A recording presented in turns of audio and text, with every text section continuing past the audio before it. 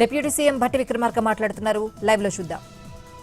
స్వామి గారికి, గౌరవ పార్లమెంట్ సభ్యులు శ్రీ బలరాం నాయక్ గారికి, గౌరవ పార్లమెంట్ సభ్యులు శ్రీ రఘురామ్ రెడ్డి గారికి, సింగరేణి కాలనీస్ పరిసర ప్రాంతాల్లో ఉన్నటువంటి గౌరవ శాసనసభ్యులు అందరికీ, వేదిక మీద ఉన్నటువంటి శాసనసభ్యులందరికీ, అట్లాగే రాష్ట్ర ప్రభుత్వ సలహాదారులకి, ముఖ్యంగా యావత్ సింగరేణి కార్మిక లోకం మొత్తానికి దాదాపు 71,000 మంది పర్మనెంట్ ఎంప్లాయీస్, కాంట్రాక్ట్ ఎంప్లాయీస్తో కలిపి 71,000 మంది ఉన్నారు. వారందరికీ, అట్లాగే సింగరేణి ప్రభుత్వ రంగ సంస్థని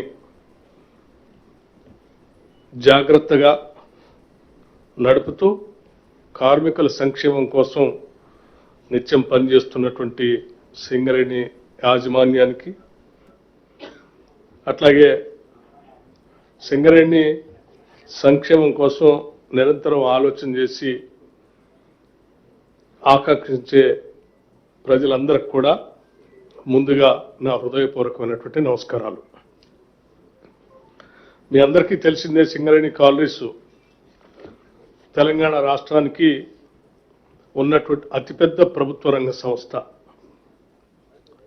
ఇది తెలంగాణకి ఆత్మ లాంటిది. సింగరేణి కాలనీస్ కేవలం బొగ్గుని ఉత్పత్తి చేసి తద్వారా విద్యుత్కి లేకపోతే ఇతర పరిశ్రమలకి సప్లై చేసేటువంటి సంస్థ మాత్రమే కాదు. సింగరేణి కాలనీస్ బొగ్గు ఉత్పత్తితో పాటు లక్షలాది మంది నిరుద్యోగ యువతి యువకులకి ఉద్యోగ గనిగా కూడా ఉన్నటువంటి మాట కూడా మనందరికీ తెలిసిందే.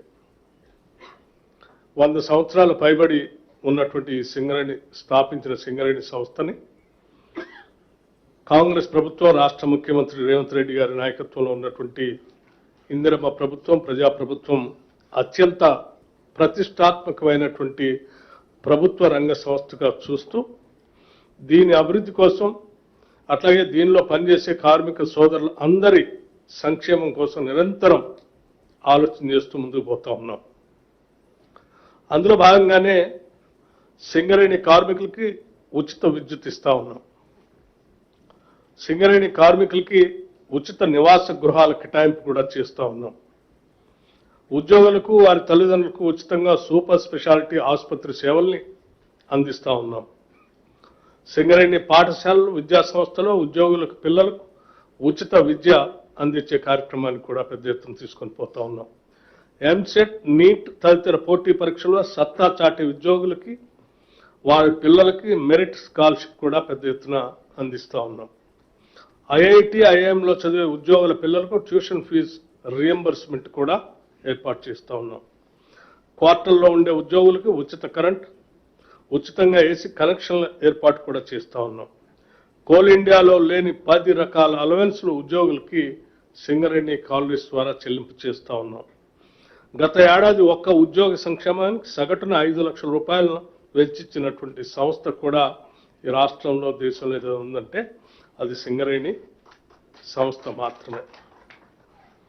ఇటువంటి సింగరేణి సంస్థకి, సుదీర్ఘమైన చరిత్ర కలిగిన సింగరేణి సంస్థకి ఈరోజు పెద్ద ఎత్తున దీని ఉత్పత్తికి, దీని అభివృద్ధికి దోహదపడుతున్నటువంటి కార్మిక సంక్షేమాన్ని కూడా దృష్టిలో పెట్టుకొని రాష్ట్ర ప్రభుత్వం, సింగరేణి సంస్థ కలిసి ఈరోజు కార్మికుల కోసం పెద్ద ఎత్తున లాభాలని పంచేటువంటి అనౌన్స్మెంట్ కూడా మీ అందరి సమక్షంలో ఈరోజు అనౌన్స్